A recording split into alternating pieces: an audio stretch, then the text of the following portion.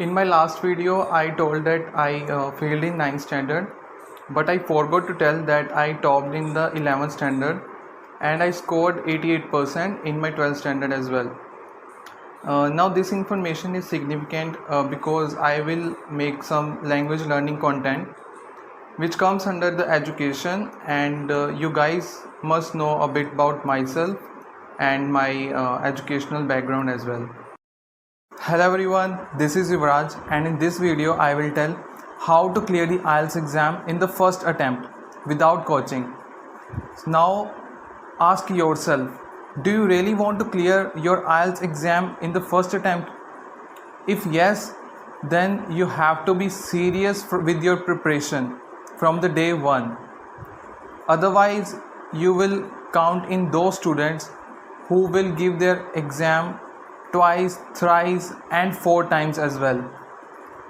In my last video, I told a major reason why students fail in the Ielts exam, and even I showed my proof that how I did this in my first attempt. So basically Ielts has 4 modules, that is listening, reading, writing and speaking. Now listening takes 30 to 40 minutes and it has 40 questions. If you are aiming 6 bands or more, then your minimum target should be getting 23 out of 40. In my last video, I recommended Ielts listening test, but here I want to add one more thing, that IDP has its own sample recordings and sample answers on its website, and you will find their link on my description box below, so you guys can get easily access to that website. Once you are done with your listening module, I will say that see your scores, check your mistakes and then listen to that audio again.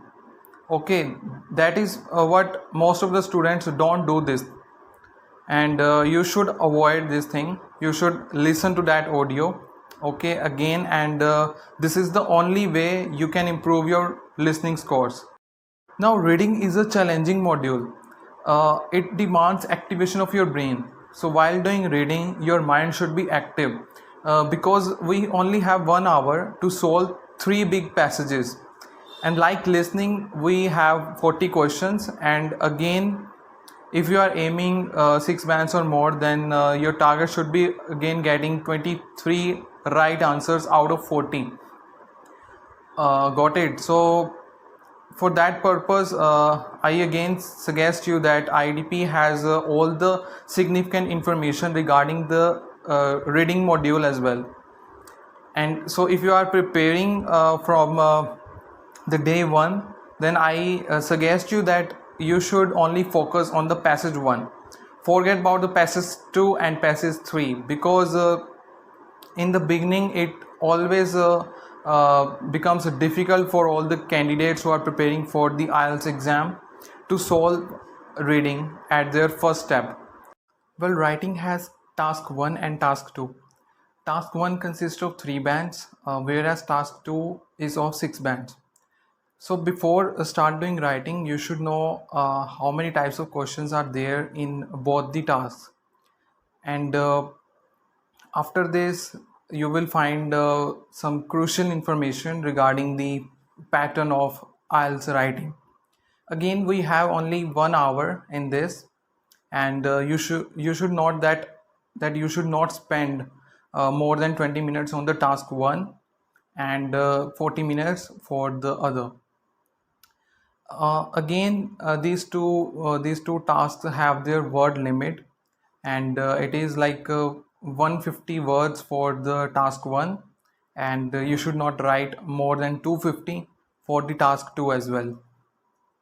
Once you go through types of questions, your another task is to get to know that how to paraphrase questions for both the tasks, because this is a significant information. If you miss this, then you may lose scores in the writing task. So consider these things before start doing your writing, and after knowing such things, it will be easier for you to write the answer in a proper way. If I talk about speaking, then we have part 1, part 2 and part 3. Generally in the part 1 we have a common question, or they will ask you question related to your study, about your work experience, your hobbies, and about your hometown, your family members, and some basic information. And in this you have to give answer in the one or two sentence. Okay. But in the part 2 it is totally distinct than the part 1.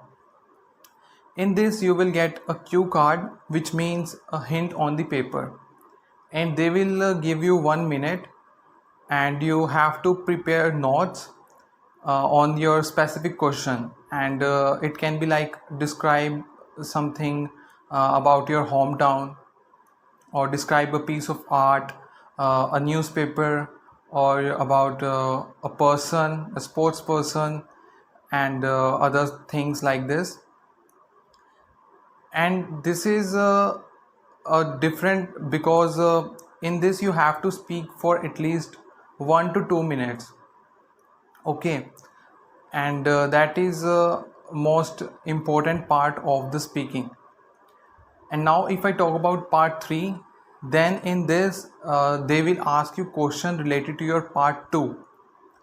This doesn't mean that they will always ask you questions related to your part 2. They may ask you different questions what you have told in your part 2.